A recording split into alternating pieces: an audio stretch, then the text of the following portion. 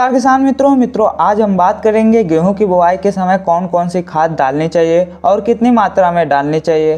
गेहूं के बुआई के समय फास्फोरस और पोटास की संपूर्ण मात्रा हम खेत में डाल देते हैं और कुछ मात्रा में नाइट्रोजन को भी देते हैं और कुछ मात्रा में हम नाइट्रोजन दूसरी तथा तीसरी खाद के रूप में देते हैं। लेकिन फास्फोरस के लिए बहुत सारे उर्वरक आते हैं जैसे DAP, SSP, NPK। इन तीनों उर्वरकों में फास्फोरस की जो मात्रा पाई जाती है वह अलग अलग मात्रा में पाई जाती है और फास्फोरस के साथ अन्य तत्व भी पाए जाते हैं। इन उर्वरकों में जैसे DAP में दो तत्व पाया जाता है, पहला फास्फोरस और दूसरा नाइट्रोजन।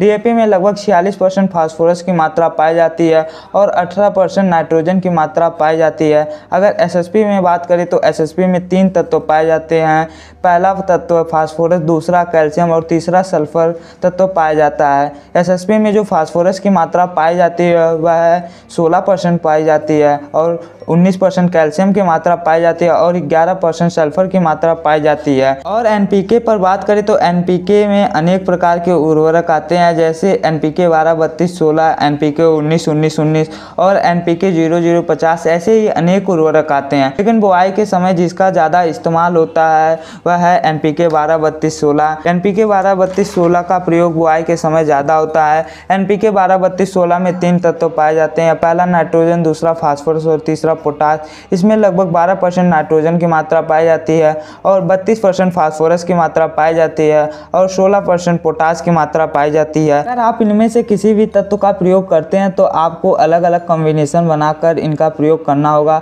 अगर आप DAP डाई अमोनियम फास्फेट का प्रयोग करते हैं तो आपको अलग कॉम्बिनेशन बनाकर इनका प्रयोग करना होगा। अगर आप बुआई के समय SSP सिंगल सुपर फास्फेट का प्रयोग करते हैं तो आपको अलग कॉम्बिनेशन बनाकर प्रयोग करना होगा। अगर आप बुआई के समय NPK 12-32-16 का प्रयोग करते हैं तब आपको इसके साथ अन्य उर्वरकों को लेकर इनका आपस में कॉम्बिनेशन बनाकर ही प्रयोग करना है। इनका कॉम्बिनेशन हमें किस प्रकार बनाना है, कॉम्बिनेशन के लिए कौन कौन से उर्वरकों का प्रयोग करना है और कितनी मात्रा में इन उर्वरकों का प्रयोग करना है, इन सब विषयों पर हम आगे बात करेंगे। तो इसीलिए पूरा जानकारी के लिए वीडियो को लास्ट तक जरूर देखिएगा। अगर आपने अभी तक हमारे इस चैनल को सब्सक्राइब नहीं किया होगा तो सब्सक्राइब कर लीजिएगा। तो चलिए शुरू करते हैं। मित्रों, अगर आप बुआई के समय DAP डाई अमोनियम फास्फेट का प्रयोग करते हैं तो DAP के साथ आपको पोटास, यूरिया और सल्फर का मिश्रण बनाना होगा। इसकी जो मात्रा लेनी है 50 किलोग्राम प्रति एकड़ की दर से DAP की मात्रा लेनी है। पोटास को आपको 25 किलोग्राम प्रति एकड़ के हिसाब से लेना है और इसके साथ आपको 15 किलोग्राम प्रति एकड़ के हिसाब से यूरिया का प्रयोग करना है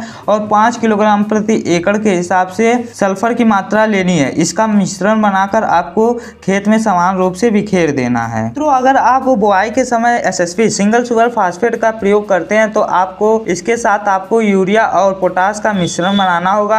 आपको SSP की जो मात्रा लेनी है वह 120 से 140 किलोग्राम प्रति एकड़ के दर से लेनी है और इसके साथ आपको 35 किलोग्राम प्रति एकड़ के दर से यूरिया का प्रयोग करना है और लगभग 25 किलोग्राम प्रति एकड़ के हिसाब से आपको पोटास का प्रयोग करना है। अगर आप बुआई के लिए NPK 12-32-16 का प्रयोग करते हैं तो NPK 12-32-16 में तीनों मुख्य तत्व पाए जाते हैं, लेकिन इसमें यूरिया की मात्रा थोड़ा कम पाई जाती है, इसलिए आपको इसके साथ अलग से यूरिया का प्रयोग करना होगा।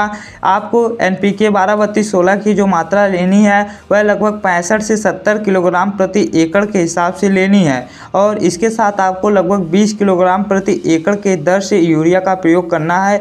इसके साथ आपको लगभग 5 किलोग्राम सल्फर का प्रयोग करना है। इन सभी का आपस में मिश्रण बनाकर खेत में समान रूप से बिखेर देना है। किसान मित्रों, अगर आपको यह वीडियो अच्छी लगी होगी तो वीडियो को लाइक, चैनल को सब्सक्राइब करना मत भूलिएगा। आज के वीडियो में बस इतना ही। यदि आपको इस वीडियो से संबंधित कोई भी समस्या या संशय हो तो हमें कमेंट के माध्यम से बता सकते हैं। हमारी कोशिश रहेगी कि आपकी समस्या या संशय का निवारण हो सके। तो अब मिलेंगे एक नए वीडियो के साथ। अंत तक जुड़े रहने के लिए धन्यवाद।